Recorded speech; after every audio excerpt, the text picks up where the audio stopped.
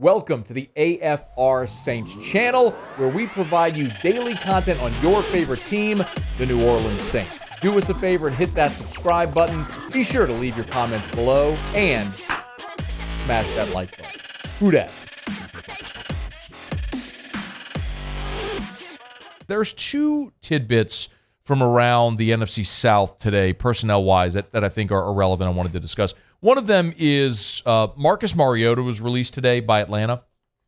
And it's probably not a great surprise. I mean, he started the first 13 games, and then they benched him for Desmond Ridder, who they used a second-round pick on a year ago.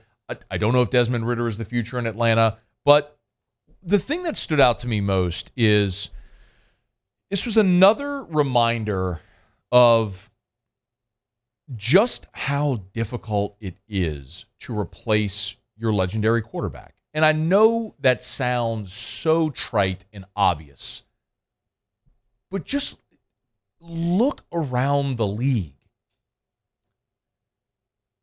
Take the Saints out of it, because we're emotional about that. I mean, Matt Ryan was a first-round pick after the 08 draft, I guess 2007 season, 08 draft, and was there for a decade and a half, won an MVP, got him to a Super Bowl, got him within a 28-3 collapse of winning a Super Bowl. Or Matt Ryan's entire legacy is different.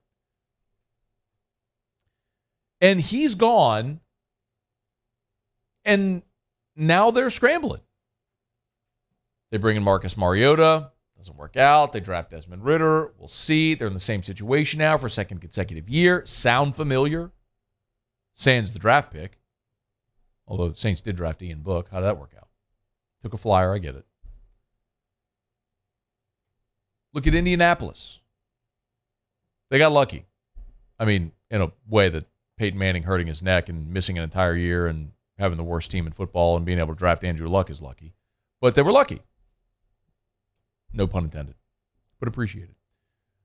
But then Andrew Luck quits football, and look at what they've done every year since. Well, is it Phillip Rivers? Is it Carson Wentz? Is it Matt Ryan? Like, they're on this cycle of trying to perpetually find the guy without having to completely push reset.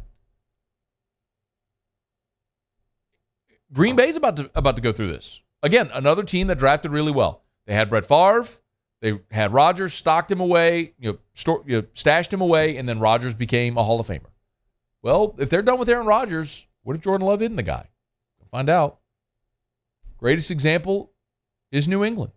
You had the greatest quarterback ever. Gone. Mac Jones. Missed the playoffs this year. Is he don't know. You're looking for other options? Maybe. It's just this perpetual state of purgatory of, do you completely reset and try to find your guy in the draft? That's what Kansas City did. They drafted Patrick Mahomes. Or do you keep going through this cycle to try to find your stopgap? And you're just in this football purgatory where you're just constantly hovering around 500, trying to find a breakthrough. And there's two ways that can go. You can be the Jets, where within a 5-year span, you draft both Sam Darnold and Zach Wilson, and you bomb on both of them. In the top 5, 2 quarterbacks, top 5, you bomb on both of them. You could be that. Or you could be the Bills with Josh Allen. Or you could be the Chargers with Justin Herbert. And I get those. They drafted high. You could be Baltimore with Lamar Jackson, who's won an MVP, had a 15-win season.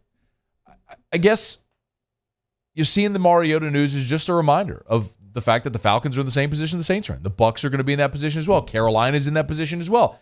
They had Cam Newton. He was there for a decade. He won an MVP, got him to a Super Bowl. Cam's time ran out, and now here they go. Is it Baker Mayfield? Is it Sam Darnold?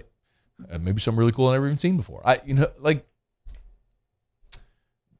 The Saints are all of those teams right now. And the only way out is to draft your replacement. Say it again. It took you 40 years to find Drew Brees. 40 years as a franchise to find a quarterback in free agency that became a Hall of Famer. You want to wait another 40? Or you want to start taking shots in the draft? Because that's the way you're going to do it. It's not a guarantee. but it's the only realistic way you're going to do it. So Mariota being released was one. The other is this news from Tom Pelissero. If you missed it earlier today, the Bucs plan to release Leonard Fournette when the new year begins on March the 15th.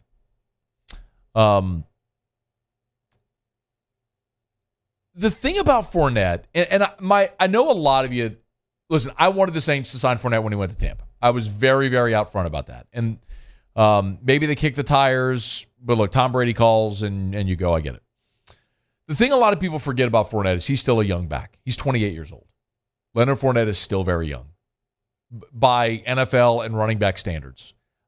And the fact that he hasn't had the enormous workload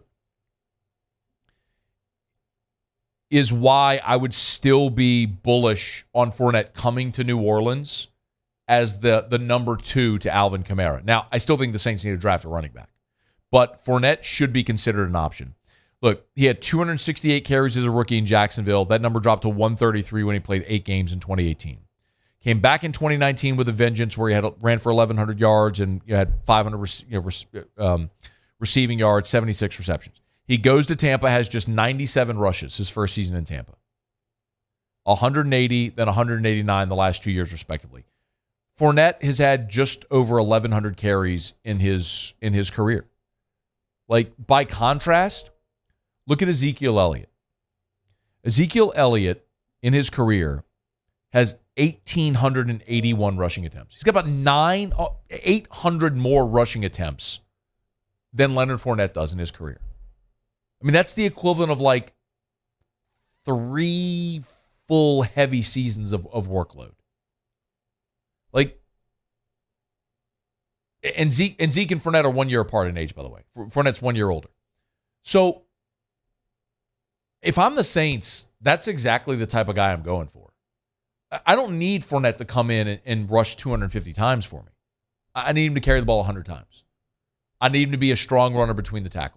I need him to be able to catch the ball out of the backfield, to be a good offset to Alvin Kamara, to be what Mark Ingram was when Kamara was a rookie in 2017. The thunder and lightning thing. And Fournette could be that guy and could help provide a bridge to whatever might be next. And look, there's going to be a point this season very likely where you don't have Kamara for a stretch. So I know Fournette is one of those guys because it's familiar. He's from New Orleans and played at LSU, and we all lean into that like we did last year with Jarvis and with Tyron. I get it. But Fournette is exactly the type of back that I think the Saints need. A strong between-the-tackles runner, a guy who can catch the ball out of the backfield, is stylistically different from Kamara, that can take a lot of that between-the-tackles pressure off of Kamara but can still be productive. And you could probably get him affordably. So I don't know what the market's going to be like for Leonard, but I would love to see him in New Orleans because I think that is the perfect style of running back the Saints need to add as a complement to Alvin Kamara. So a lot of things to look at as we get close to the league year, which, of course, starts March the 15th. And tomorrow is March 1st. So we're just over 2 weeks away, man. Just over 2 weeks away from the start of the league year. We're starting to get a lot of these personnel answers as the Saints move throughout free agency and the rest of the NFL does. Hey, thanks so much for watching. Please leave your comments. I love to interact. And be sure to hit the red subscribe button below.